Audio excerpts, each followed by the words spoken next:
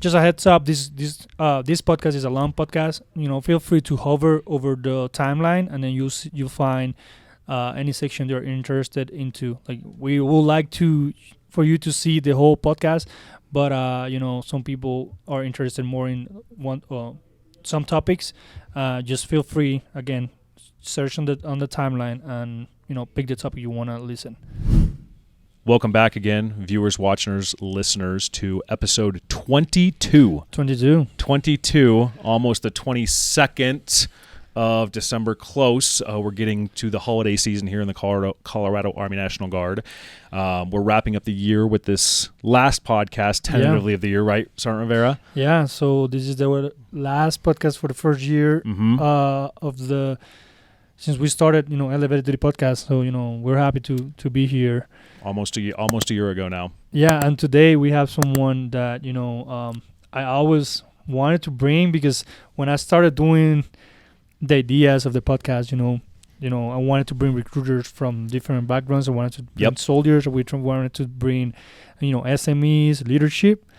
But, this person right here, is the one that sees basically all the ones coming into the Guard, basically.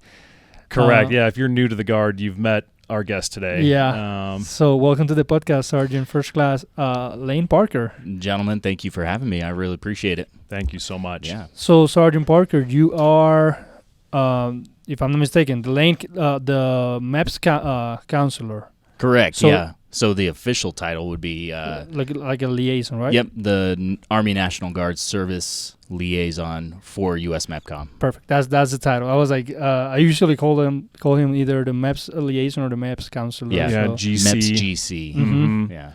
So, how you doing, Sergeant? All good? I'm doing great, man. I'm doing great. Enjoying my time down here in Parker with you guys. On your leave, That's correct? Right. Yeah. Yeah, thank you so much. I know you're busy. I know MEPS is extremely busy, which is a good thing for the state. It's good for people that are coming into the Guard. So without further ado, we're going to let you kind of just take it off. Tell us about yourself. Who is Sergeant First Class Lane Parker? Where'd you come from? As much or as little as you'd like. Your upbringing. What got you to the seat where you are today? All right. Well, so I kind of always just start out with where I grew up, right? So I'm originally from Walden, Colorado. A lot of people don't even know that place. It's up northwest. Yep. Closer to Laramie than pretty much anything. Okay. But yeah, so grew up there. Did all my hunting, fishing. That was pretty much all there was to do up there. After that, went into the Marine Corps, did that jazz for 5 years on active duty, all out in 29 Palms. So that was a great experience in the desert. But yeah, and then I came into the Guard because I heard that the military police were about to go to Guantanamo Bay, and I wanted to be a part of it. Mm-hmm. So came in as a 91 Delta at first, because the MEPS GC, the person in the seat where I currently sit, when I first enlisted in 2014, that was Sergeant Sparks at the time, Master Sergeant Sparks now. And we just made a deal like, hey, the only E5 slot that they could find in the Guard that was available really was a 91 Delta with the 3650th. And my advice that I received on my day of enlistment was, hey, when you get to the unit, just let them know that you want to go to the MPs so you can go to Guantanamo Bay. Okay. So I took a chance, signed a 3-year contract as a 91 Delta. I wasn't guaranteed to go over to the MPs whatsoever, but it kind of just worked out. I got to the 3650th on my first drill, told them my aspirations and what I would like to do. The next month, I was pushed over to the MPs. I'm glad it worked. Growing up in Walden, I know you said hunting and fishing. Was your family military? Do you come from a military background? No. So the only other service member in my family was my grandfather in World War II. He was in the Navy. Okay. And did you know what was the process of getting into the military? Did you know you were did you always want to be a Marine? How did that work? Did they catch you at high school? What's the story behind that? Yeah. So I was a biological science aide as my civilian employment through high school, right? So I was going to go to Alaska Pacific University and major in marine biology up there in Alaska. Mm-hmm. And then I saw a commercial, right? I was always like I loved firearms. I loved being in the field. I loved all that stuff. And I saw a commercial. It was for the Marine Corps. Little did I know to look at other branches, right? Okay. So I reached out to the Marine Corps, and it was hard. It was hard to get anybody to get a recruiter to buy off on making that type of travel to a little nowhere town to come and meet with me. So the individual that actually came up to see me was, I want to say, the regional senior enlisted advisor. So he was a master gunnery sergeant, which in the Marine Corps, that's an E9, right? Mm-hmm. Master Guns. Yep, Master Guns. Master Gun Martinez. Was the commercial you saw the dragon with a sword? No. I remember that one vividly. I don't remember what commercial it was these days, but we could pull that up. Oh, yeah, dragon for sure. With a sword. Okay, so Master Guns comes and meet with you, small town. They ended up coming up, right? Correct. How was the enlistment process? Pretty quick with the Marine Corps? Oh, yeah. Yeah, Okay. It was really quick. Back then, I mean, you got to think this was 2006 when I first came in. Pre-everything, pre-Genesis, Yes, we're in the internet almost. Yep, in the thick of the war on terror. So they were just gunning for bodies. How was your time after, very quick process getting into the Marine Corps? How was your tenure with the Marine Corps? Loved it. Yeah? Absolutely loved it. Yeah, so I came in as a private E1, essentially, right? Okay. Got a meritorious promotion out of basic training. A lot of us kind of did that, right? They had a lot of those availabilities. So I came out of boot camp as an E2, got sent to Marine Combat Training, so MCT in Camp Pendleton. Then from there, got on a flight from Miramar down to Pensacola, Florida, where I did what they call A and C school. So A school was for avionics. C school was for air traffic control communication technician, right? Okay. So that was my MOS, 5954. And then once I completed that, I spent 11 months down there training for my MOS. Mm-hmm. And then I got sent to wonderful, beautiful 29 Palms, California. And there I just started making my name, right? Sure. Yeah, so became eventually the communication work center supervisor for the airfield out there, which led into the auxiliary work center supervisor as well, which are traditionally in the Marine Corps E6 positions. Mm-hmm. I'm operating those as an E4, so a corporal at this time. Good. And then just overall just busting my ass. Good. Right. Ended up getting a meritorious promotion from corporal to E5 sergeant, and then was offered a $68,000 re-enlistment bonus. Mm-hmm. Had a wife and a kid, so I turned that down. I didn't want my daughter to be raised in an active duty Marine Corps world. Fair. It's funny, you were kind of joking around on your pronunciation of 29 Palms. Right. Our last podcast with Marine to Guard. Yeah. Yeah, if you counselors. If you haven't watched that one, go back and watch that one. Sergeant Rosa and Sergeant DiBiaso. Yep. Mm-hmm. They had the same kind of tone saying 29 Palms. If you go back and look at the Marines that we have here in the Guard, one of the podcasts with Sergeant Vu and Sergeant Brenda Orta, both Marines as well. And I know Sergeant Vu said the same thing. So there seems to be a trend, with the Marine to Guard program and Marines coming over to the Guard. I'm glad. So now, catching back up into the story, you're at 29 Palms, you have a family. Correct. Right? They try and offer you a monetary bonus to stay in the Corps, and you said no. You're going to go start and take care of your family. You were in California at the time. Right. And what brought you to Colorado? My wife at the time, she was from Colorado. I was from Colorado. All of my family was here. Good. Okay, so everybody's coming back home. Exactly. How was the transfer into coming into the Guard? Was it immediate? Did you have a break-in service? Did you use the Marine to Guard program? Tell us about that. Right. Yeah. No, I did have a minor break-in service, so about a year and a half. Okay. Right? Did not use the Marine to Guard whatsoever. Didn't know about it. Right. So back then, you got to think this is 2012. Everything wasn't really as spun up as it is now. Sure. Yeah. So what drove you to, did you reach out to somebody in the Colorado National Guard? Did a recruiter reach out to you? How did you end up coming to the Colorado National Guard? That's right. Okay, so get back to Colorado in 2012, separate from my then wife, end up divorced, and then met my current wife, who was an MP at the time. And so we just met through a mutual friend. We were hanging out at the Grizzly Rose, and then that's who told me, hey, we're about to go to Guantanamo Bay. I was like, sign me up. Sign me up. Awesome. My recruiter. So your wife was your recruiter? No, not necessarily. She was the catalyst. She was what stuck everything together, right? So, so I started interacting with her more, obviously started dating her and all that.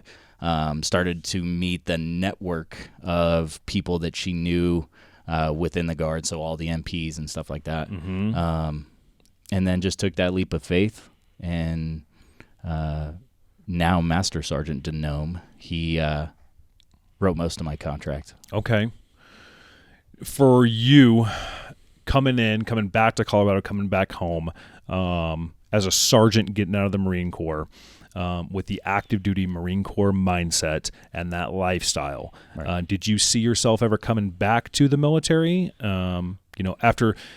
After meeting and dating your now wife, and hearing about the Guard and hearing about the upcoming deployment, were you excited to come back into the service? Were you nervous? What were your feelings coming back into the military as a prior service Marine? Well, I was excited, right? That civilian lifestyle, I was a commercial industrial electrician for that time frame that I was out. Okay.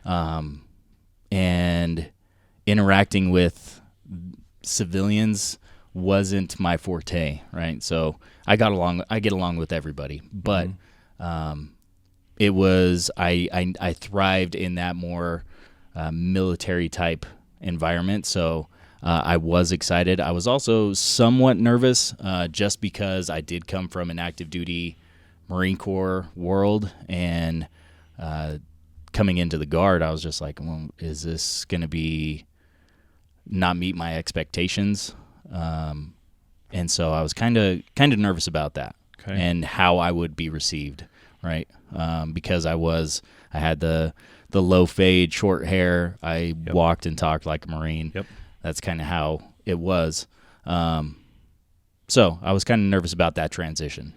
Was it an easy transition overall, working with the recruiter and coming back in as a prior service individual? How long did it take you to get in the Guard? So I initiated conversations, let's say, I want to say it was January of 2014. Okay. And then I signed my name on that freaking Form 4 on February 2nd. So pretty quick. But you got to think a month. As far as that's concerned. I was sitting at 30% VA disability from the Marine Corps, so I had to have a medical waiver. I was a single dude with a kid, so I had a dependency waiver. Yep. A month for both of those things is pretty quick. Yeah, pretty quick. Your recruiter knew what they were doing. Correct. Still does. Yeah. Yes. I wanted to ask, we mentioned this before also with Sergeant Wu, Sergeant B, and Sergeant Ross and Sergeant Ibiaso. It's like that cultural shock for you, how it was. Because I know there's a cultural shock, and especially in the MECPOD, I mentioned this on the podcast, in the prior podcast, we have probably, 5 or 6 Marines, probably more. We have a lot in the Guard. Yeah, but only on the MECPOD we have probably 5 or 6, and we're 50 45, 50 probably drilling monthly. So, it's a big chunk from our unit. And some of the new guys came recently from the Marine. They saw the culture shock of like, first sergeant breaking out. Everyone is, hey, let's do a horseshoe formation. They're like, what the hell is that? Stuff like that. Or they say, hey, you don't need to be snapping in parade race with me. Right. Once we get to business, you can do that. But right now, just relax. I'm just asking you about, how was your weekend? How was your month? Whatever. How was that for you? Yeah, that was interesting, right? It takes some getting used to it. It takes a lot to kind of get that out of your mindset of truly professional organization. Not saying that the National Guard is not a professional organization, right? Especially now that I've spent more time in the National Guard than I ever did in the Marine Corps. But every single day you are operating on that active duty side, that professional side. So snapping to parade rest for everybody, making sure that your salutes are crisp, everything coming into play, and then coming into the Guard where they understand, hey, the vast majority of your life you are a civilian. Yeah. You know what I mean? So they bring that concept in and try to make it so that, hey, we're not going to treat you like children because you have a life other than this, right? So that was actually pretty quick. I mean, I got used to it pretty quick because it was good. It was a good feeling, essentially. We talk about it, and like you were saying, Sarah, turning that switch on and off, right? And that's where we excel in the Guard, is being able to turn it on when it's time to go to work or drill weekend or annual training or the state mission or a federal mission, and then being able to turn it off and do what you want to do for the rest of the time. So for example, talking about that is like MECPA just went to O'Reilly to do to help with the first ID because we all meant first ID. My platoon sergeant came to me. He's like, "Hey, we're both PAO," and they're like, "We're someone needs to do night shift," and you're gonna do night shift. I was like, "Are you okay with that?" And I look at him. Guard, like, are you okay with it? No. It's like because he's a warfighter, so it's 24/7 operations. Yeah. Yep. So and I look at him. He's like, "Do I have options?" He's like, "No." I was like, "I'll do it." Yeah. Then that's something you need to get used to. Is like, okay, now we're on a 24/7 operation. You need they need someone to do it. Yeah, absolutely. And then I look at it, it's like we're a small group. We're only 2 PAOs from MECPA. Yeah, it's either you or me. Do I have an option? He's like, no. It's like, I'll do it. Yep. And then that's something some people need to do. Is like, yeah, you're working. We just came. We're starting to integrate with that team, and I got the notice at midday. Yeah. Your shift start at 1800. Yeah. So and then now you need to go back, sleep a couple of hours, and get back, and you kind of fall asleep because you have 12 hours, and it's like all of a sudden, and then that's why I tell some of the new guys that come from active duty or Marine Corps is like, hey, get ready for it, get used to it, because now you can be a tag or you can be you can have your civilian job, and then all of a sudden you come to drill, and then now you need to get ready. Yeah. I'm glad the transition was pretty easy for you. A little bit of the nerves coming over, that active duty mindset, but then falling in and getting used to it. Before we go and continue in the story with now you and the MPs, you did mention that you had a 30% disability coming over from the Marine Corps. Is that correct? Yes. We have a lot of people on the recruiting side, prior service individuals, listen up, especially those with a rating. How does that work? Can you explain to those for prior service that are thinking about, hey, I've heard about the Guard, I'm thinking about coming over, I'm talking with a recruiter, but I have some disability, I'm being compensated by the VA, and I'm not sure. I've heard maybe I lose it, maybe I keep it. Can you cover that real quick? Right, absolutely. Okay, so be upfront with your recruiter about your VA disability, right? We have to know about it. If we find out, if it's like day of enlistment and you divulge something to me at my office about your VA disability rating and it is not noted anywhere else, then the entire process stops and we have to pursue that medical waiver at that time, right? I'm not saying that every single disability requires a medical waiver. That's not the case, but we just have to be aware of it, right? We have to have a medical review over all of those documents, okay? So be upfront, right? And then once it's an extremely easy process, right? Just as long as you're upfront about everything, we can get things done pretty quick. Okay. So once you do enlist and then you're quote unquote actively serving, you're assigned to a unit and you are attending drill 1 weekend a month, 2 weeks in the summer. Your VA disability will continue to come in. However, it's going to be offset by the amount that you are getting paid from your drill paycheck. Because you can't double dip, correct? Correct. Okay. Correct. And so do you make that choice as the service member to contact VA and say, hey, I'm either going to get continued paid by the VA and I don't want that to get messed up, and then get paid a lesser amount or not at all for your guard time? Yep, that's exactly it. So if you're sitting at 50, 60, 70%, obviously that paycheck is going to be much higher than what you would receive from the guard. So you're going to opt to receive your VA disability rather than your guard paycheck, essentially. Okay. Does that make sense? Yeah, it does. So and then in my case, being at 30%, that payment and the drill paycheck were relatively the same. They were really similar, right? Okay. So I didn't know any of this when I first came in. So I owed a debt to the government because I was getting paid by the guard and I was getting paid my full VA disability as well. So I ended up having to pay a lot of money back. So if you're going to be doing this and know that you need to do this, make sure that you get your paperwork squared away. But now that I'm active Guard Reserve and AGR within National Guard, I don't get any VA disability whatsoever. Obviously, I'm doing the job, right?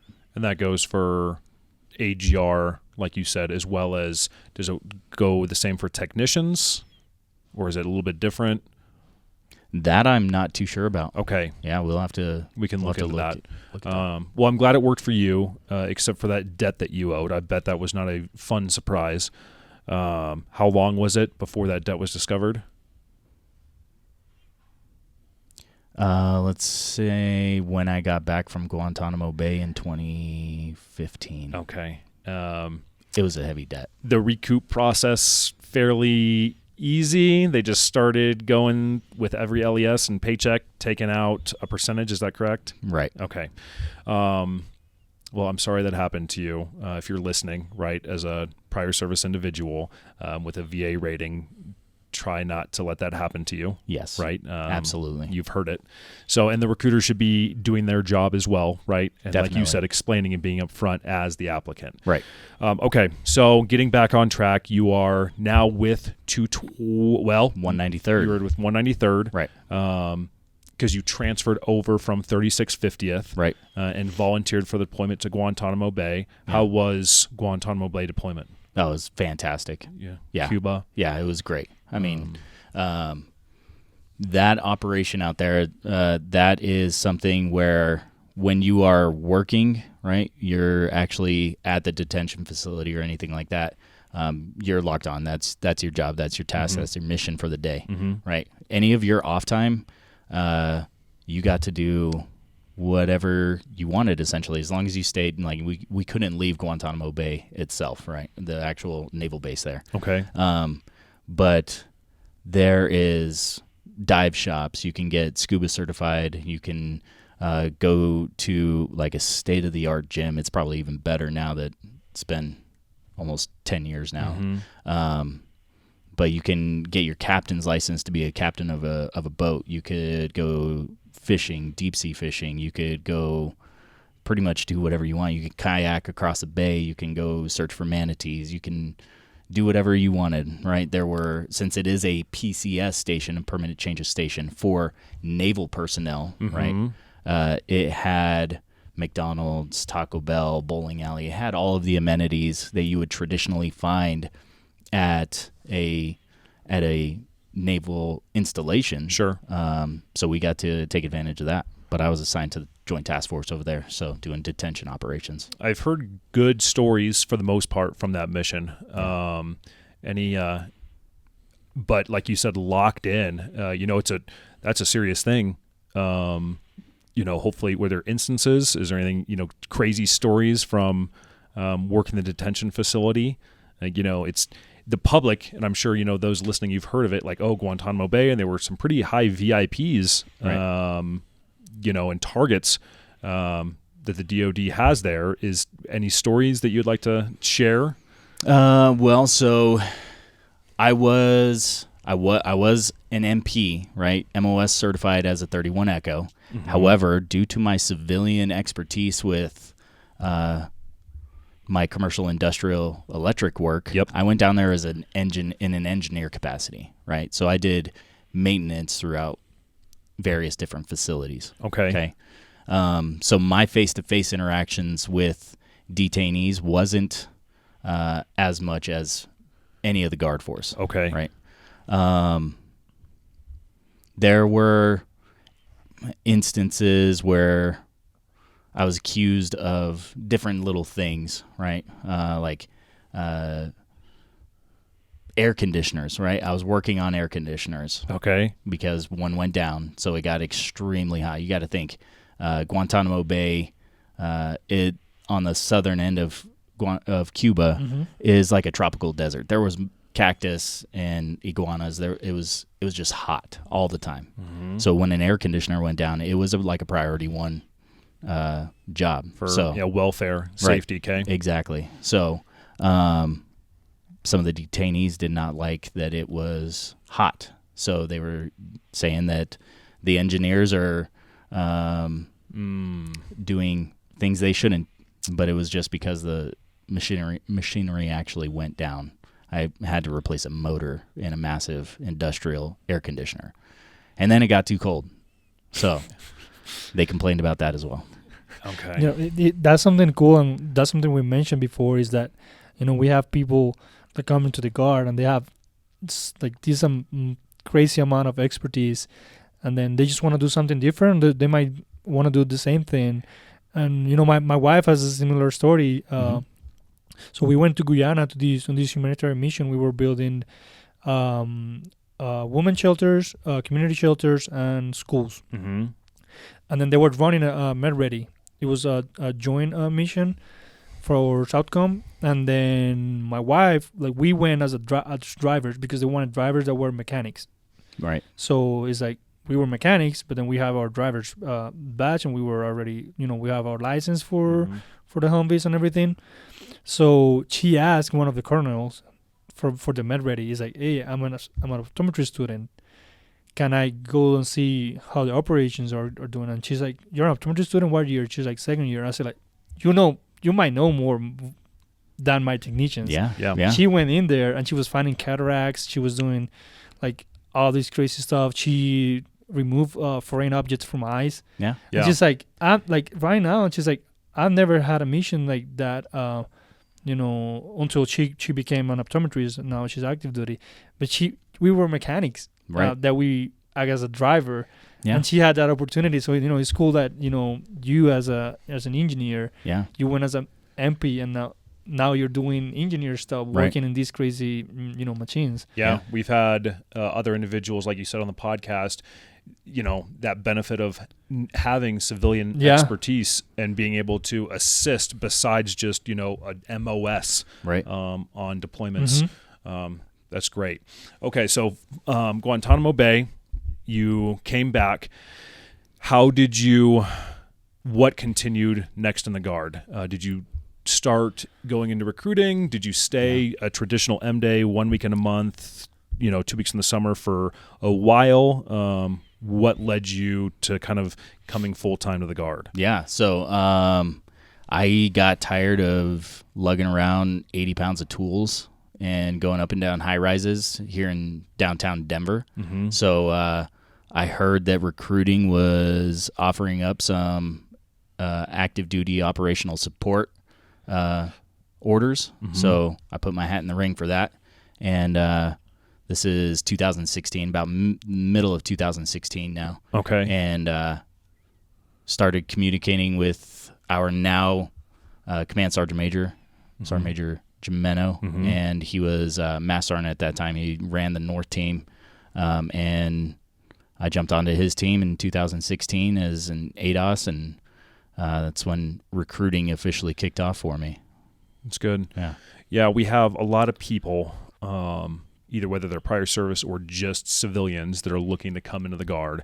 And one of the questions that always gets asked is, okay, hey, this is part-time, right? 1 week in a month, 2 weeks a year. But what full-time options are available? And so I know you said the word ADOS, active duty operational support, correct? Correct. And that's just one of many, right, opportunities within the Guard. Yeah. So coming into recruiting and going through that, do you want to tell us and those applicants kind of how that process is? Yeah, we can talk about that. It's mostly based off of your good standing with the Guard, right? As long as you have been attending drills and you have passed the ACFT now, height and weight's good, you have the right type of ASVAB scores for whatever position you are vying for. So recruiting and retention, you should have a GT of 110 or higher, right? There are 2 other scores that we can take into account when it comes to being a recruiter as well. But yeah, it's mostly just getting that face-to-face interviews and submitting the appropriate documentation that's required. And then if you come out towards the top of the list, then you are going to get those orders. It's kind of a long process sometimes, right? A lot of paperwork. Yeah. A lot of training that goes into it once you're accepted. Right. But I'm glad that you kind of just said good standing with the Guard, because that's what we as recruiters and myself, I don't want to speak for every recruiter, but that's what we say to individuals when they say, hey, I want to come work full time for the Guard. Okay. Right. Listen, it's not going to happen immediately. It's not guaranteed. The only thing that is guaranteed is the 1 week in a month and then the 2 weeks in the summer. That's right. State missions, right? Always on call for federal missions. That's a possibility.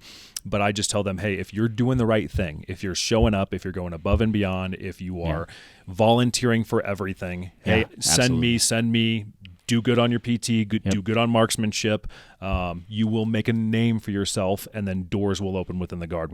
Is that kind of 100%. How it worked with you? Absolutely. Okay. Absolutely, yeah. And the more you volunteer and make your name known and network and just make sure that people have an understanding of who you are and your work ethic, those are the people that are going to shine through, right? Yep. So, and that's essentially what happened. Me coming from the military police, one of the station commanders on North Team at that time, he came from the military police as well. So he still had that network within the MPs. So when he was asking the questions like, hey, who is this guy? They were able to be like, oh, yeah, we know him. Like he'll be good. Good. Right? So that person is now our first sergeant. Oh, okay. Yeah. So you came into recruiting and you went to recruiting school, came back, and you were No. So the way it worked for me, I came in 2016, right? Okay. I didn't go to SQI4 until spring of 2018. 2 years. Yeah. Well, it was about a year and a half of actual field work prior to going to SQI4. So you got to think, by the time I hit SQI4, I'd already been doing the job. So SQI4 was a pretty easy. As a non-badge recruiter, right, with probably over a dozen enlistments before you went to SQI4. Yeah. Would you recommend that for teams throughout the nation, for new recruiters to, whether they're coming on ADOS, right, active duty operational support, or OTOT, or direct hire AGRs? Do you think that those new recruiters should understand the job and the real job, like, boots in office, or do you think they should go to school first? What was your experience? I like the way mine went. However, I don't think it needs to be quite that long, right? That trial period, because there are recruiters that have come in and out of our battalion that they don't have what it takes to do this job. Sure. Right. And no fault of their own. I mean, this is a very demanding job, right? So having that time period of being able to, one, as a command element, to figure out, hey, is this person going to jive with our team and the mission that we have set forth and the goals that we want to accomplish, right?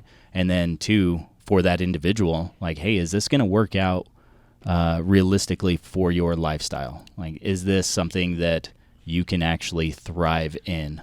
Because with this being as demanding of a job as it is, we want to take care of soldiers, right?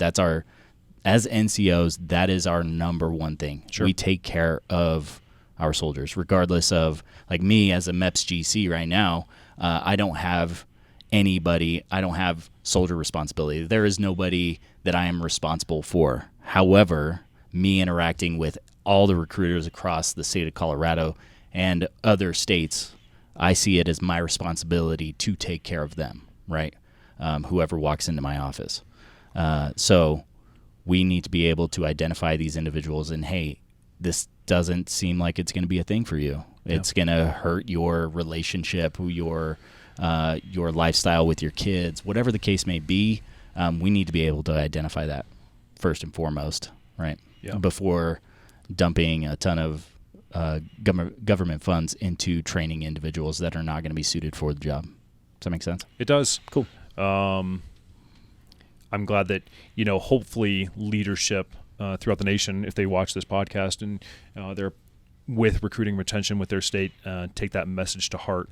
I get asked as a recruiter from family, friends, whatever my civilian life away from the Guard. Hey, what's your work schedule? When do you usually work? And it's, I have to kind of tell them, when can I meet with younger applicants and their family usually, right? Nights, weekends. Evenings and weekends. My schedule is kind of very day to day. Right. You'll get into a habit and a process, but getting there, hopefully you can. Yeah. And if things aren't working for you, you just keep that right.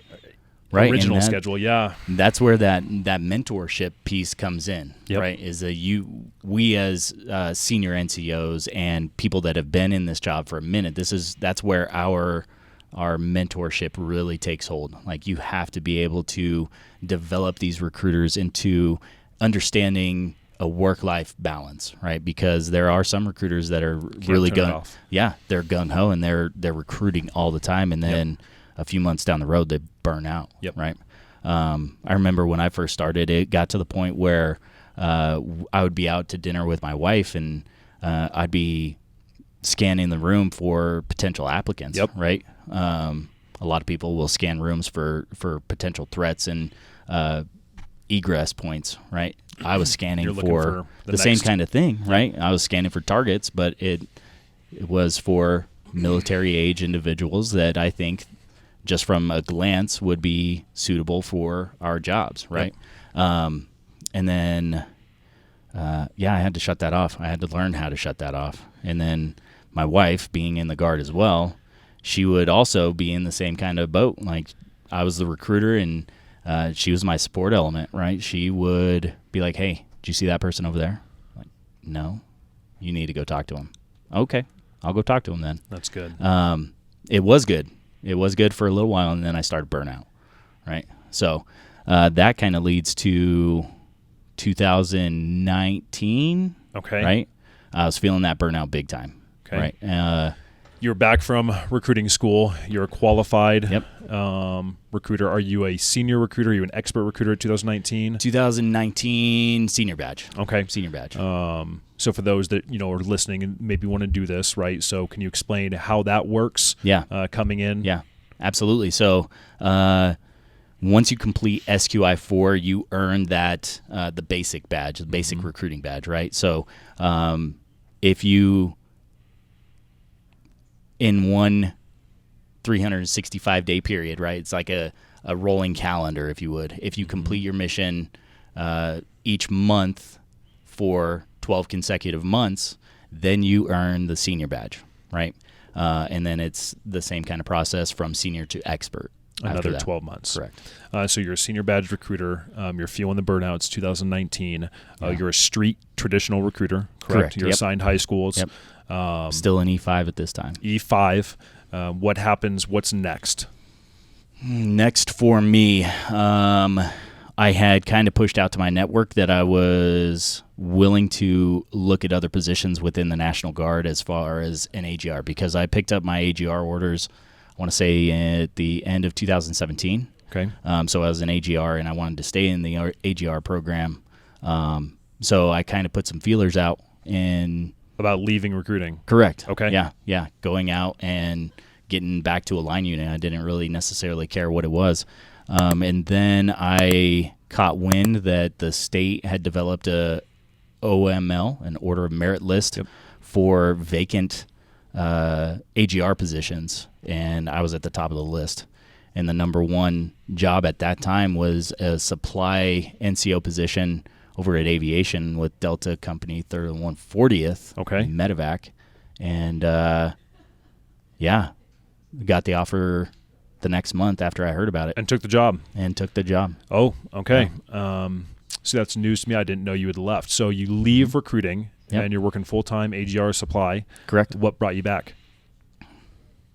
The state of recruiting nationwide, right? I knew the job. I knew I could do it. Yep. I thrived in it, and I wanted to help. Okay. That was after COVID you came back? Correct. Yeah. So I went to Delta 3rd and 140th in July of 2019. Ended up going to all the NCOES that I needed to accomplish, right? So I got promoted to E5 in the Marine Corps. My date of rank was May 2nd, 2011. So at this point, this is 2019. I've been a E5 for way too long, right? Sure. So ended up going to, where did I go to first? I had to go to ALC, so I went to MPALC at Fort Leonard Wood. I went to an active duty course, 8 weeks. It was terrible. And then after that, I came back, and I could not promote still to E6 Staff Sergeant because I was not MOS qualified in the AGR position that I held, right? So it was a 90. I was supposed to be a 92 Yankee, but I was still a 31 Echo at this time. So I had to go to a reclass, which I did at Camp Parks, California, out there by San Diego. It's in Dublin, California, right? So did that, and that is when COVID hit, right? So the nation shut down as soon as I finished the first phase of reclass, which was the first 2 weeks, and then there was a following 2 weeks. So the nation shut down right in the middle of me reclassing. So that night that everything got shut down, they were like, hey, pack your stuff, call CTO, get flights home. I was like, really? This is not going to work for me. This is what gets me promoted, right? So there were a bunch of us in that class, and we all kind of just gathered in a common area. And the officer in charge of that course, he came in and he was like, hey, so I got the go-ahead to continue this course for anybody that wants to continue. So I was like, I'm not going anywhere. Yep. So I stayed there and finished phase 2, became a qualified 92 Yankee, and then they weren't sure if the airport was going to be operational, right? You got to think, I was flying out of San Francisco, super busy airport. Yep. And so I told him, I was like, I'm willing to go rent a car and I will drive all the way home. Like I made that drive. I was in 29 Palms. I would drive home. Sure. On a weekend, So adjusted DTS, got a rental car. Didn't. Oh. No. The flight was still valid. It was still good. So I showed up to the airport there in San Francisco, and it truly looked like the apocalypse happened, right? I was the only person in the airport. Like, it was mind-blowing. I was walking through the terminals, and it was just me. I did catch a glimpse of a construction worker while I was there. But other than that, I think there were maybe 4 people on the flight from San Francisco to, I think I went Dallas. So yeah, I remember like all these videos from the airlines. They were like planes flying empty. It's just freaking weird. Yeah, it was insane. It was weird. Yeah. Insane. So yeah, and then I get back to Colorado as a 92 Yankee, jump back over to the unit to start working again. Get promoted. Right? Yes. So I ended up getting promoted to E6. Gosh, I want to say this was April 15th. So I completed MOS school on April 1st and was promoted. Date of rank, I think, is April 1. Okay. Yeah, same day. But COVID, right? Yep. So it was pretty cool. I mean, usually when you get promoted within the military, there's like a formation and you get in front of the commander, all of this. That didn't happen for me for my promotion to E6. So I didn't even know that it was going to happen. Like, we weren't going to the unit. We weren't considered mission critical at that time, even though we were in a medevac unit. Yep. So I one day was just on my military email, and I saw a thing in there from iPerms saying that there was something in there. So I went in, and it was a promotion order. Right. Yeah. So that night I put on my camis, my uniform, and I was just in my master bedroom, and I had my oldest daughter rip my E5 off my chest, and my youngest daughter slapped my E6 on there, and that was it. I still made something of it. That's a pretty good that's cool. Yeah. promotion ceremony. That's cool. Yeah. Yeah. So it was cool. But by the time COVID wound down and we got back into the swing of things and we were going back to drills and stuff like that, and we had soldiers coming in and all that, I showed up and all these soldiers started coming in there like, hey, you got promoted? Even my commander at the time, she was just like, when did you get promoted? Yeah. Like, don't worry about it, man. I wasn't a part of this. Right. So things are starting to get back to kind of normalcy. Right. Yeah. And what was the transition back to recruiting? So I obviously knew some of the NCOICs, right, from my time before. So I reached out to them direct, like, hey, what is it like? What is the atmosphere like? Where can I be of most use? North team, they were willing to bring me in, but they always have had a pretty strong team up there, right? Okay. And then I talked to Master Sergeant retired Chad Dowdy, right? And he's like, I could use you. And so I jumped into the Denver Armory, home of the MPs and military intelligence. And so I knew everything really well. I knew that network there, and took over the Denver office and started doing my thing. I was told, so this is, let's see, August, I think, is when I really hit the ground, August 1st, 2021. Yeah, 2021, right? And they were like, hey, don't worry about enlisting anybody. You just start building your funnel. Sure. Yeah. September, I dropped your my area. first. Yeah. Okay. But I didn't need any of that. I already knew the job. I dropped my first enlistment like less than a month later. Good. And then just kept going, right? So senior badge, you got to remember that. I'm a senior badge at this time. I put in my conversion packet to go from a 92 Yankee to a 79 Tango, right? And then so did that. Ended up getting my expert badge that year. And one of my good friends, now NCOIC, somebody that I helped train and worked alongside with in the Thornton office from 2016 to 19, Master Sergeant Valerie Booth. Yeah, she was the MEPS GC at that time. She had gotten pulled out of the field and dropped as the MEPS GC, and she needed help, and that's where my next position was, MEPS GC. And went to school, right? Yes. Yeah, I did. And went to school, came back, and now up MEPS GC at Denver MEPS. Correct. This is where I kind of want to transition. It's like we can go and you can put a link. Hey, if you're interested in joining the Guard, skip forward to where are we at right now, Sergeant Rivera, timeline in the podcast. So you're very experienced, Sergeant Parker, as a street recruiter, right? An expert badged recruiter. You are a guidance counselor qualified through MEPS. Right. We'll start with kind of non-prior service. So if you're watching or listening, okay, and you're working with a recruiter, maybe you're not working with a recruiter, and you've heard about the Guard, you're looking on, you're doing your own research, going on to Google, going on YouTube, watching our videos, and you're like, hey, I want to go meet a recruiter. Right. what advice do you have for these non-prior service individuals as far as what you've seen at MEPS?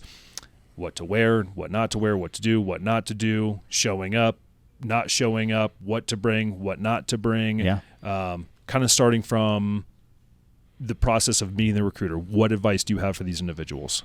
Okay, once you make that decision to actually meet with your recruiter, with a recruiter, right, make sure that you are talking to your support network, right? So if you are a high school student or college student and you have parents that are still guiding you through life, talk with them. Like, make sure that you have that support system. If you are a non-prior service married individual, talk with your spouse. Okay. Talk with everybody you can that is going to support you through your military career, right? It is extremely vital.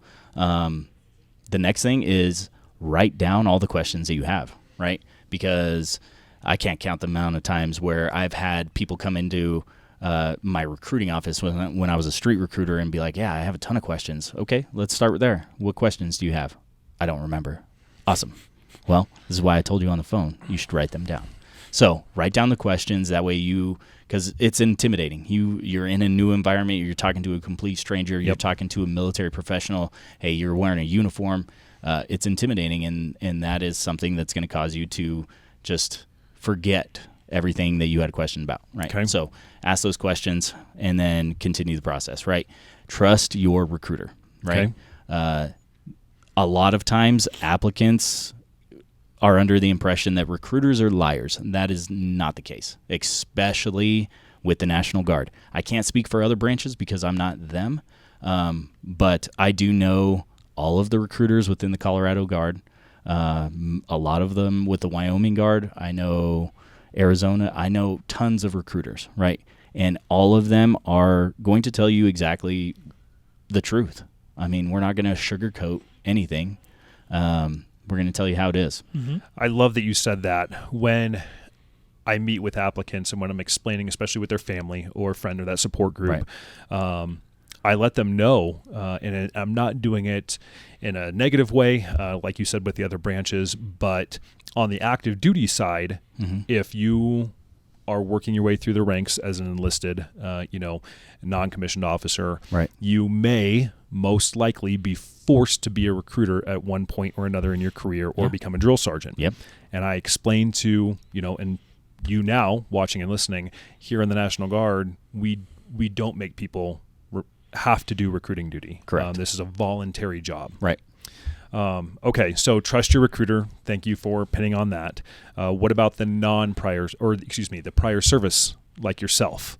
Does anything change in that advice that you're given? I was one, and Sergeant Parker was the one there when I came into the National Guard back in January 2023. Yeah.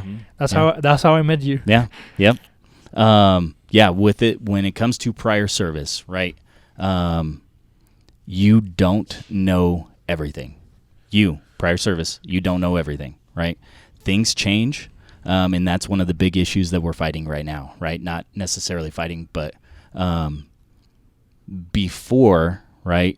Like when I came in 2006 into the Marine Corps, and then when I came into the Guard in 2014, it was easy. It was extremely easy. They right, U.S. MEPCOM, DOD did not have access to what they do now, right?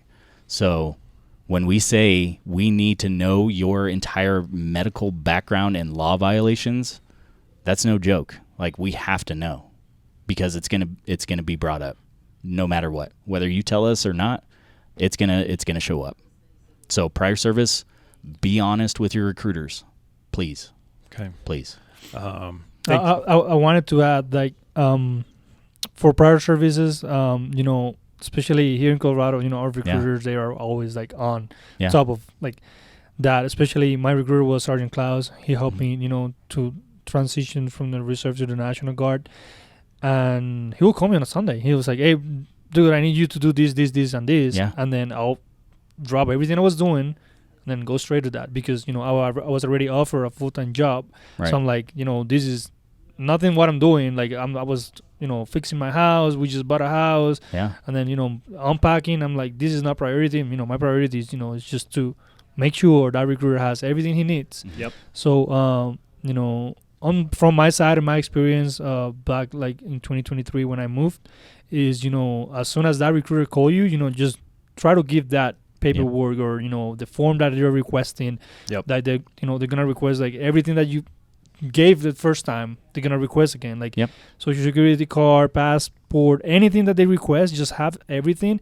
If you don't have like an actual thing, just go back to iPerms. If you're a prior service, you have it there. Go back to iPerms, download everything, all your DD-214s, everything, and then you make the process faster. For me, it was a little bit slower, and it was because of the reserve side, not because of the guard.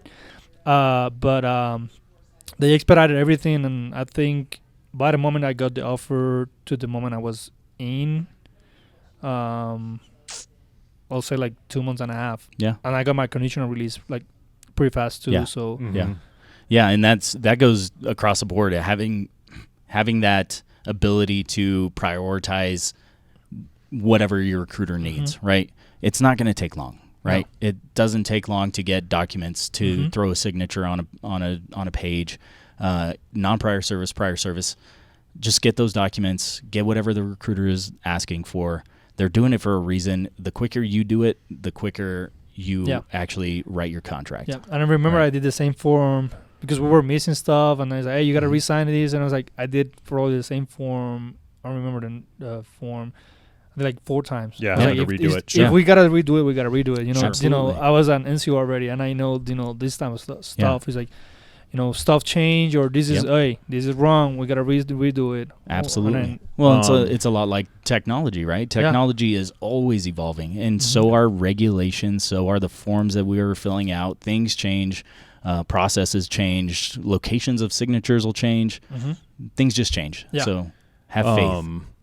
So for those individuals, right? You were talking about prior service and non-prior service individuals that are working with their recruiter to trust their recruiter, dispelling those MEPS myths, right? Yeah. And it's like, I know that you touched about it on being upfront with your recruiter, but, back in the day, and, for even those coming from a military family, it's like, hey, you've never been to the hospital, right? Yeah. Those days are long gone. Absolutely. Right. So disclose everything when a recruiter asks. So if you are a non-prior service individual and you've never done this, and you've got Uncle Joe that has been in the service, and is telling you, hey, just don't tell him that you went to the hospital, blah, blah, blah, all this stuff. Don't listen to Uncle Joe. He doesn't know what he's talking about. And same thing with law violations. Correct. Yeah. Because we're going to find out. Same thing with things that you need to join, right? High school diplomas. Right. You have to be upfront. Yeah, absolutely. Okay. Absolutely.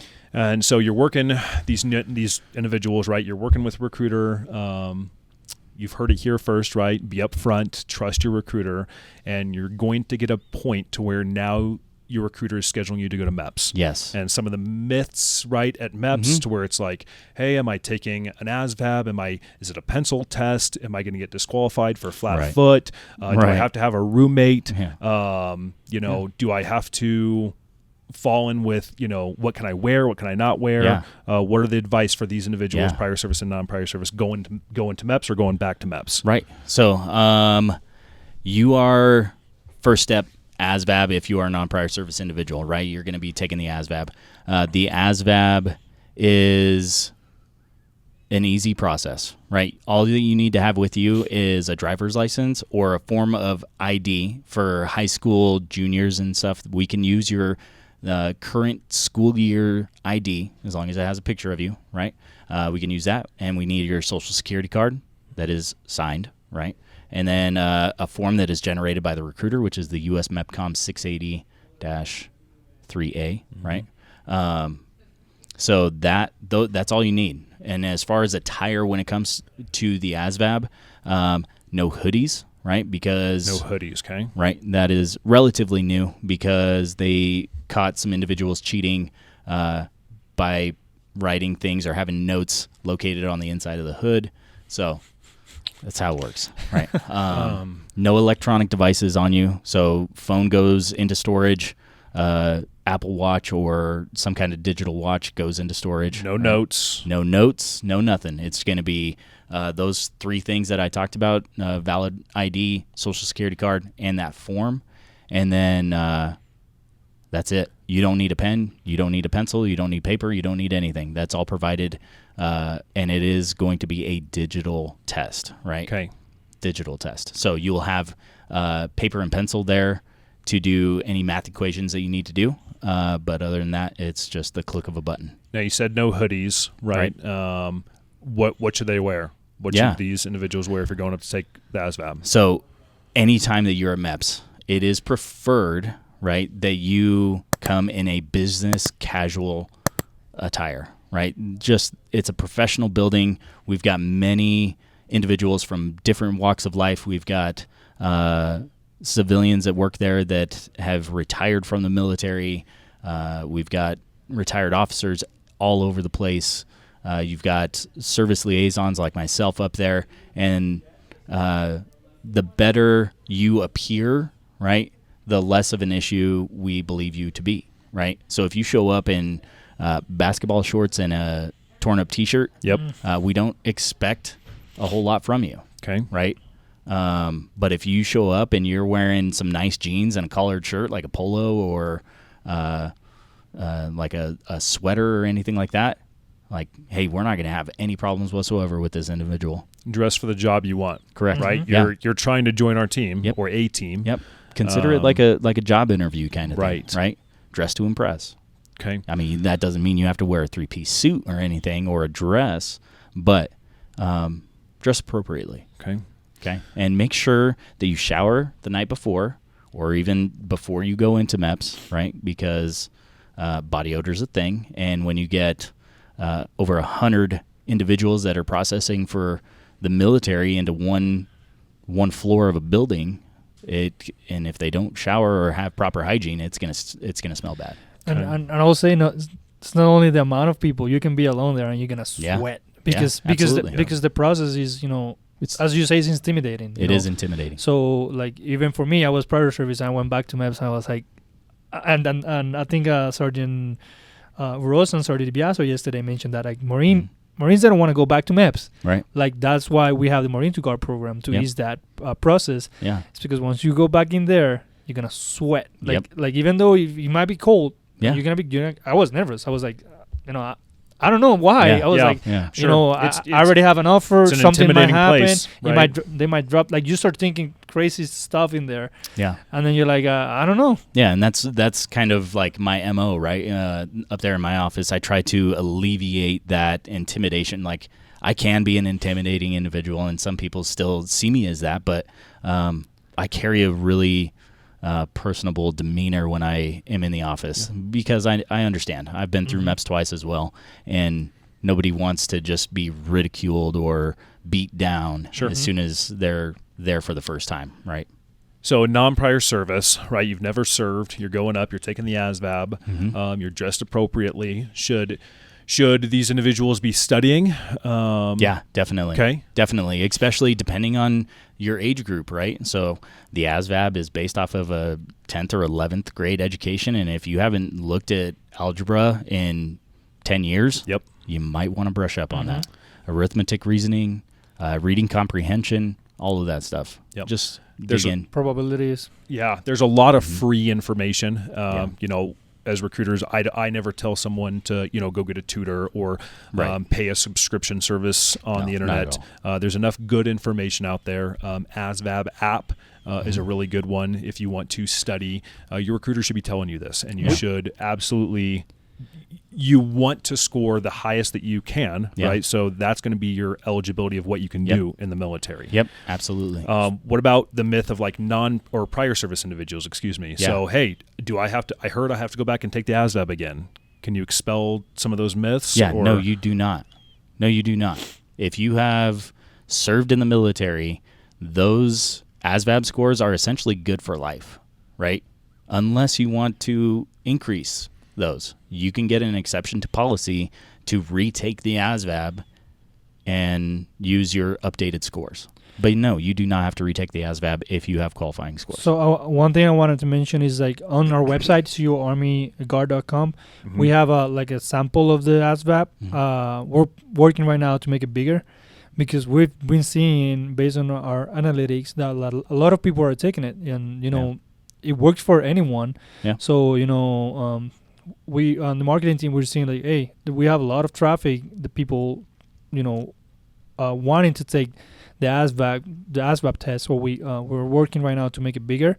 So at least it has a length that you can be testing like a little bit more. Yeah. Because right now I think it's like, I don't know, it's like between 5 and 10 questions. Right. So it's for like, Very we did the short. math and it's too short. Yep. So we want to make it a little bit longer, but then that's a resource that you're gonna have there. We also we're gonna build like a link in there to do like researches for external like links and stuff that you can go land in there and then practice, because at the end that's the most important step. Right. Take the ASVAB, because that will open the door to more opportunities and better jobs. Like a lot of people want to, I don't know, MI. Yeah. It's like, oh, you don't have the score. Right. So now you got to take something else, and then they're gonna get sad. Yep. We don't want that. It's okay. ASVAB myths continued for those that are listening, right? Hey, I think I took the ASVAB in school. Perfect. Does that count? Does that not count? It can. Okay. It depends on how old they were at the time of testing and how long ago that test was, right? Okay. So we are in 2024, right? We're at the tail end of 2024 right now. So if you are working a high school senior that took the ASVAB in September, we can find those scores, right? If you are working a high school senior and they took it when they were junior at the age of 17, we can find those scores. If you are working a senior that took it their sophomore year, which is technically the ASVAB is a valid, those tests are good for 2 years. However, a current senior that took it when they were a sophomore, those scores will not be valid because they were not 17 when they took the test. Does that make sense? It does. So if you are working a college sophomore, right, and they took the ASVAB at their high school when they were a senior, and it's within 2 years, we can find those scores. Within 2 years. Correct. 2 years. That's the thing. And for those individuals that maybe you take it during high school, right, and you don't do as well, right? Do you have to stick with those scores? No, not at all. Okay. You don't. Yeah, we do. I mean, we can pull the scores and look at them, so we can review areas of weakness, right? And help you study. Right. Exactly. Key on, hey, let's study for this. Let's study that. And that way, it's kind of a baseline of, hey, this is where you were. Let's study these areas and get you to where you want to be, whether it's a 09 Sierra contract, which is state officer candidate. Yep. Right. So, okay, you're working with Recruiter, you're trusting Recruiter, you're studying, you're doing everything, you're setting yourself up for success, you are dressing for the job you want, dressing for success, you show up, and I had a bad night, I didn't get good sleep, I thought I knew this information, I didn't, the stressors, whatever the case is, I failed the ASVAB. So are my chances with the military completely done? Not at all. Okay. So the ASVAB is based off of a percentile score, right? So the minimum ASVAB score to enlist in the Army is going to be a 31 up to 99. There is no 100, so if you get a 99 and you wanted a 100, guess what? You scored a perfect score. You're good. But if you score a 30, that doesn't mean that you are not eligible, right? The Army and the Army National Guard have a program out there that can help you enlist with a score below a 31, right? Anywhere from a 21 to a 30, we have a program for you. So that doesn't mean you have to accept those scores, right? We can retest you after 30 days from that date of test.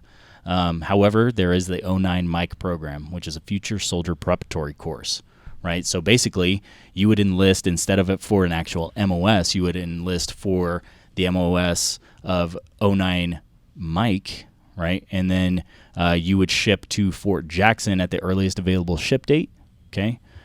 You would go to Fort Jackson to study and take the ASVAB weekly until you get a qualifying score of 31 or higher. Once you get that score at Fort Jackson, your contract is then renegotiated, right, to an MOS that is available and you are willing to do, right? You have a little bit of say. As the actual 09 Mike soldier, you have a little bit of say on the MOS and what you want to do, right? but then your contract is renegotiated for a valid MOS within the state that you're assigned, and then you go directly to basic training after that, and then AIT following basic. Okay. So you have options.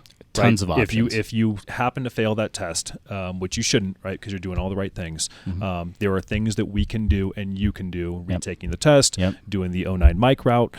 Okay, so the ASVAB, that's a lot of myths dispelled, right, directly from the MEPS level. Well, and another thing for those that don't get that 31 or higher, do not beat yourself up about it.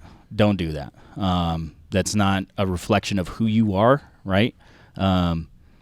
Make sure that you are taking appropriate action and fixing whatever needs to be, studying, and then just continue to pursue it, because we see that a lot of times at our office. Like, we'll have individuals come in, they'll take the ASVAB, they won't score as well as they need to, and then we never see them again. Don't be that individual. Like, continue to fight for this. And let's say your dream job requires a certain MOS score, or excuse me, an ASVAB score, right?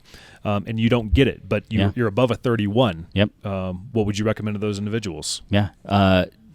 Get into the military, right? The benefits of this organization, and this is what I tell people now in my office as a GC, and when I was a street recruiter. Like, if I would have known about the Colorado Army National Guard when I was a high school kid, it would have changed my life. I would have opted to go into the National Guard rather than the Marine Corps any day. Wow. Just because of the benefits, right? You get to stay close to home.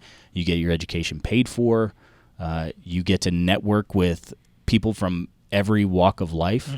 And then you still have the opportunity to pursue an active duty career if you so choose. Right? It's going to take a little bit of work, but it is possible. We're not going to require you to stay within the state of Colorado. If you want to attend school somewhere else, if you want to go out to Hawaii and go to school out there, we can interstate transfer you over to the Hawaii Army National Guard. Right? I like to explain it to individuals, right? Do you want to go work for the military for 20, 30 years, or do you want the military to work for you? Absolutely. We don't care if you want to be a cop, teacher, firefighter, first responder, own your own business, TikTok superstar. We don't care. Go chase your goals. Let us help you get to where you want to be, and bring those skills you learn to us when we can a month, and then we will give you skills for your regular civilian life as well. All day. Okay, so ASVAB myths are kind of getting dispelled here, right? Maybe they scored enough to get in. We can retake that test once you're a service member. Correct? Yes. And always raise that score to go do other things in the military. Correct. Okay, so the ASVAB, you know, individuals should be prepped from their recruiter or watching this podcast to be ready for the ASVAB. Now, on the physical side of things, so that's going to be the next step. After you take your ASVAB, now you're going to take the physical at MEPS. Correct. Same location. Yes. Right? Yes. Some people come in, and even prior service individuals or civilians non-prior service, and they're saying, "Oh, what do I have to do? Am I going to go run?" You know, they hear physical, and they think they're going to be tested. That's what I thought first time. Their physical abilities. That's what I thought the first time. They're gonna do like make me do pull-ups on maps, like push-ups. We're gonna run. I was ready though. But I was. That's what I thought when they say physical. I was like, this is like an actual test. No, it's a physical examination. Now, what goes into that? I know, on the recruiter side of things, I'm not allowed back there. Correct. And so, parents and coworkers and family and friends and applicants, when they ask, hey, what am I going to be going and doing? I don't know 100%. I know you're going to be seen, but I know you can cover that a little bit more. So the process starts with a pre-screen packet, right? That's filled out with the recruiter. So just a bunch of medical type forms to include. If you're working a 17-year-old individual, then parental consent is involved as well. But then once you are actually at the MEPS for this medical physical, right? It's gonna be an early morning. You're gonna roll up to the building right around 5:30, 5:45, depending on how the bus driver is feeling that day, right? And then you get out into either the cold or the warm, whatever season that we're in, right? Mm-hmm. Right now, if you're showing up to the MEPS for your medical physical, bring a jacket because you're going to be standing outside for a little bit of time. You can bring a hoodie this time. You can bring a hoodie, yes. Yeah, absolutely. I'm not saying that you cannot bring a hoodie for the ASVAB. You just can't wear the hoodie while you're taking the test. You got to leave it on the storage. That's right, yeah.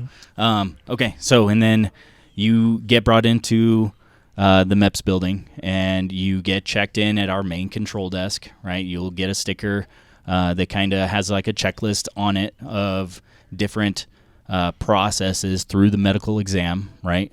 So, and then you'll go into a medical briefing room and you'll get briefed on the orders of the day, essentially, like what to expect, and laws that will protect you while you are going through your medical physical.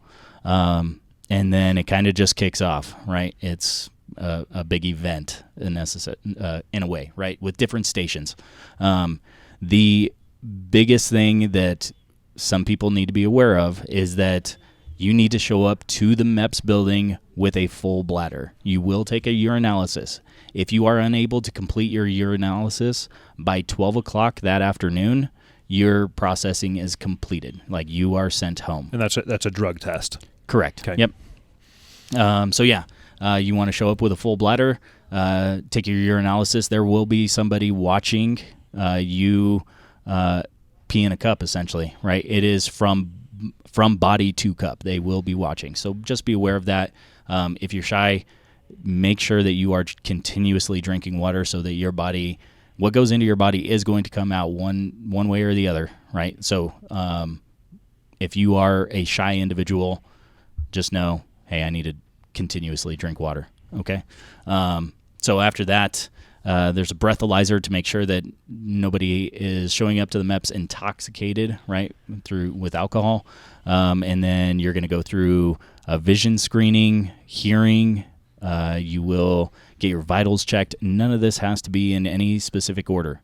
My recommendation is you jump to the shortest line available, right, to just get through the process. And then you will go into a room with doctors and other applicants. You'll be in just your underwear, right? So when we're talking about underwear, okay, because this is a big topic, do not show up in anything that is revealing, right? So no thongs, no see-through bras, anything like that. Traditional bras, traditional underwear, and that isn't just for the ladies. It is for the gentlemen as well. Don't be one of the applicants that shows up as a male with a thong on, okay? Or no underwear. Or no underwear, yeah. Make sure that you're wearing underwear, right? So in that process, you're going to do what everybody hears about, the duck walk. They're going to check ranges of motion for your joints. They're going to check curvature of your spine. There's a bunch of different things. They're looking for fungal growth, rashes. They're looking for everything they can identify that would be a hindrance to somebody to serve in the military, right? They're not looking for reasons to disqualify people. They are just looking for medical issues that may arise, okay? It's not like if you show up with an open wound, like if you just got a fresh tattoo, don't go to MEPS. Don't go do your medical physical with a fresh tattoo because it's an open wound. If you are a construction worker and you bashed your hand or you slit your arm on something, don't go to MEPS because you have an open wound, okay? You're going to go through height and weight, right? They're going to check, make sure how tall you are, how much you weigh. If you are somebody that carries your weight in a weird way, then they are going to do a tape test and make sure that you meet the body fat percentages for the actual service that you are enlisting for, right? I double check that in my office as well, not actually physically with a tape. If necessary, I can do that. However, I just pull the measurements from the medical system. Okay. After that, once all of those stations are complete, you are going to be waiting for a one-on-one discussion with a doctor, right? So they're going to ask you about your past medical history. Keep in mind, they have already seen your past medical history. Anytime for our younger individuals that are coming in, 17 to 23-ish, yep. They see documentation from when you were born, okay? So they see everything. They see prescriptions for albuterol. Granted, a lot of that was during COVID, right? So they see all of your prescriptions. They see your medical history, all of it, okay? So just be upfront and know that's what's coming. Okay. And they are going to have just a candid discussion with you. They have tricks and tactics, not necessarily tricks, but they have tactics to guide the process for you to explain yourself, right?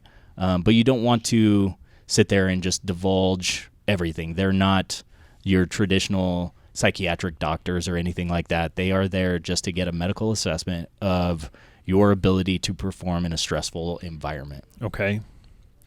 Some of the other myths, right? We're in the physical. An individual, let's say maybe you went and worked, you tried to get into a branch of service, right? And you were working with a recruiter, and you were told, hey, you are disqualified. Yeah. Or, hey, it didn't work out. Right. Are you done? No, not at all. Not at all.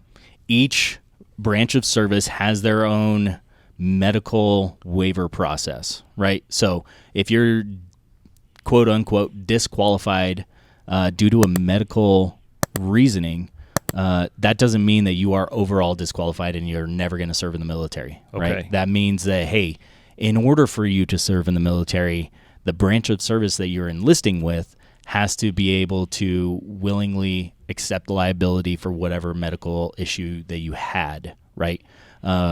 Whether it's, hey, I've got a steel rod in my arm from when I broke my arm when I was 8 years old. Like, well, one, they probably took that out because an 8-year-old's arm's going to grow, right? But if you have retained hardware from a break, it is technically a medical disqualification. But there is an opportunity to get a medical waiver approved through your service. So just because somebody's family member or another recruiter told them, hey, you were not going to, you were disqualified, that doesn't mean you shouldn't come try or speak to a recruiter in the Guard. Right. Okay. Absolutely. Yeah. So, and we see it all the time. The other branches, they will tell these individuals that they are disqualified, and they won't go into further detail about what that means, right? So when a non-prior service individual gets told, hey, you're disqualified, there's nothing we can do, or they're just like, hey, you're disqualified because of medical, that does not mean that you are done, right? That means that, hey, we need to, it's going to make the process longer because we're going to have to get medical documentation. We're going to have to submit medical documentation. For us, it goes to the National Guard Bureau. We've got 6 doctors that work there that review medical paperwork and make a determination on, yeah, we will approve this medical waiver, or, hey, we need a little bit more information about this. We need you to go see a specialist for whatever reason. Or, hey, yeah, unfortunately, you are disqualified from serving in this branch, right? That doesn't mean you're disqualified from serving in the Navy or the Air Force. Okay. And that's something that I am very adamant about in my office, is like, hey, if we can't get somebody qualified, that doesn't mean that they're done. Like, I'm truly that we're all on the same team, right? I thank individuals for, hey, thank you for being here, for taking this step to serve. And if it doesn't work out with this branch, it might work with another branch, right? So continue to pursue that goal, right? And so if you're going up to MEPS, if you're making that trip and you've done it with your recruiter, you're going to know right away, right? You may go take the ASVAB and the physical. You may stay at the hotel, right? Yeah. Some people think, oh, I have to stay at a hotel, but that's not correct. No, not at all. No, you don't. You do not have to stay at the hotel, right? It is highly encouraged because of the early hours, right? Got it. It makes it easier for the applicant, like depending on where the applicant lives. If they live up in Fort Collins, you don't want to be waking up at 3 o'clock in the morning just to get down to MEPS by 5:45. Sure. You know what I mean? Okay, so you're going to take the ASVAB. You may stay at the hotel. You may not stay at the hotel. You may take the physical right after. You may take it a week later. Yep. When you're expecting to get these results, when you go up to MEPS, they're going to know, right, once they're done with the ASVAB right away what their score is, or Correct. Are they not? Yeah, it depends on system latency when it comes to that, right? So the system that runs the ASVAB doesn't communicate instantaneously with the system that I use to look at ASVAB scores and medical physicals. Okay. So there may be a slight delay, but by the time your recruiter comes to pick you up from MEPS, I should have those scores. If I do not, the recruiter will have them by the time you guys get back to the office. Okay. And then physical, you'll know immediately after. Correct. If you're good to go or Yep. if something is needed. Yep. Do not leave the Denver MEPS building until you have talked to me or one of my other GCs, Mr. Mulvaney or Sergeant First Class Olson. So you complete the physical. Don't just leave the building. I don't care what anybody else tells you. Come talk to me first or one of my GCs. Okay. And some people think, I need to bring food, right? No, that's Okay. not the case at all. Yeah, so if you are processing for full physical or enlistment, you don't need to bring any food with you. If you stay the night at the hotel, they are going to provide you breakfast, and then we provide lunch at the Denver MEPS, right? Okay. We have that all scheduled ahead of time. The food's not bad. Don't think that you're going to be handed an MRE and said, enjoy. That's not the case. We cater out to Panera Bread, and they bring in sandwiches. It's a sandwich, an apple, cookie, chips, and a drink. So anybody processing at the MEPS for a physical and enlistment will receive lunch. Okay. That was the rumors that I had heard, really, that I wanted to, hear it straight from the horse's mouth from Denver MEPS. This is the process that you're going to go through with your recruiter. What else would you like to add on top of that, Sergeant Parker? Any horror stories you've seen? Hey, you shouldn't do this. Good things that, you've seen applicants prepare for going up to MEPS. Right. Anything we missed? Yeah. Try not to be nervous, right?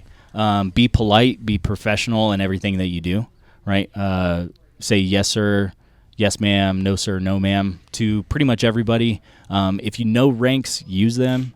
If you don't know ranks, sir and ma'am is just fine. Okay. And don't be loud, right? So it's a professional building. We've got a lot of things going on all over the building. So make sure that if you're having a conversation with somebody, make sure that you keep it at a low tone. If it does get to a point where things are too loud, there is an individual that will come to each office for the services, and they will request, hey, I need you to go talk to these people over in medical, or I need you to go talk to these people that are waiting in the lobby because they're being too loud. That's when you'll see that military type authority come out of people, right? I don't present that way when I have to go back there.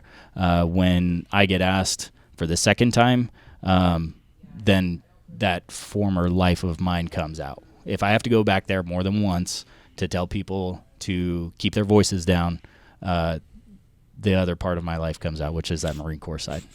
And it's fun. It's nostalgic for me. Sure. But it's frightening to other people.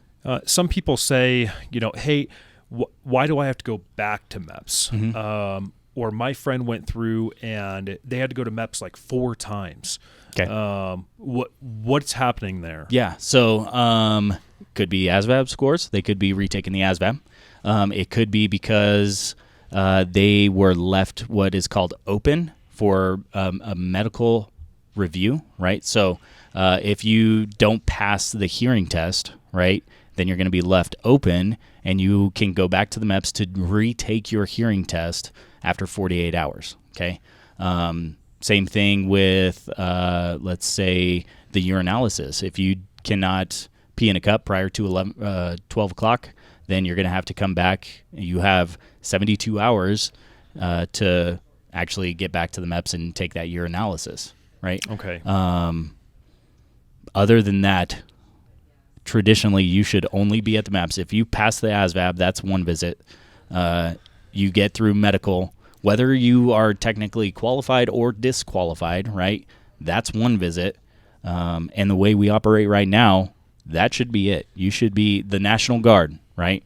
That is for the National Guard only. You should only be going to MEPS 2 times. Once for your ASVAB, once for your physical, okay?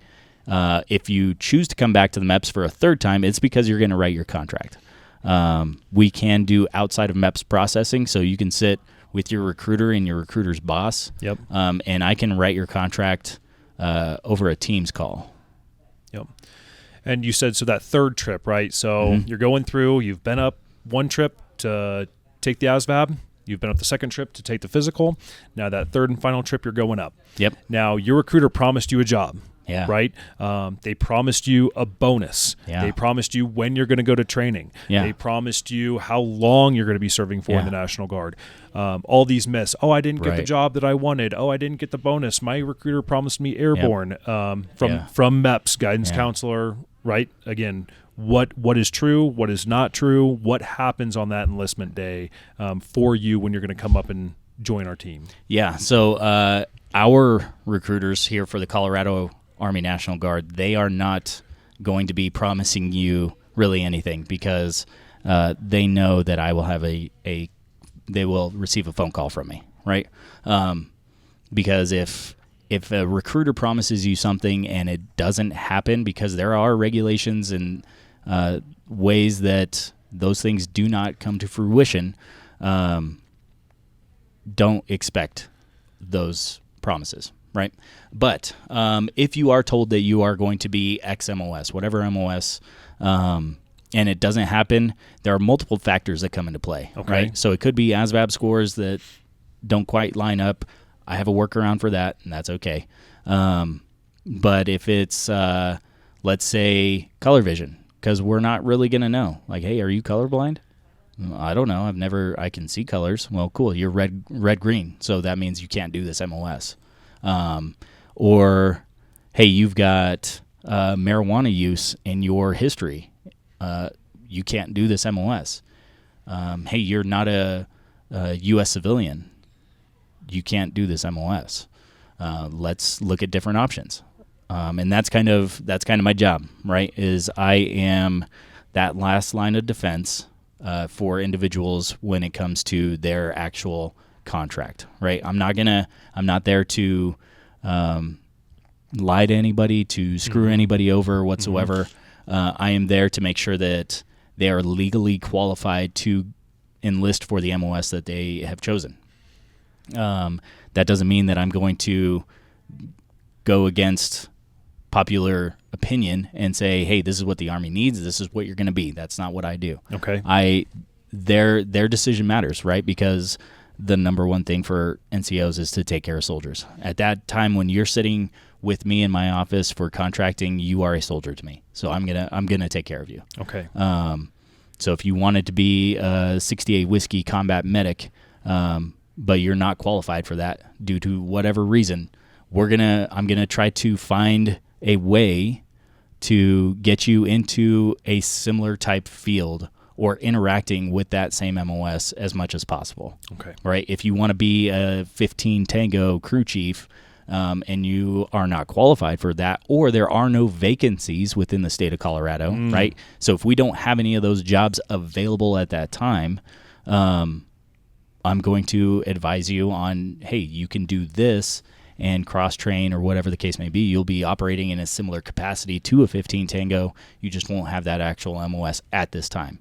And that's what people have to keep in mind, is that all of this is at this time, right? This is for the next 6 years if they sign a 6-year contract, 3 years if they sign a 3-year contract. You're not stuck. You're not pigeonholed in that one MOS that you contract for. You can reclass. Okay, you can reclass. Reclass is getting a different MOS, right? So. Okay, and so that third and final trip, and I've seen you. I vouch for Sergeant First Class Parker.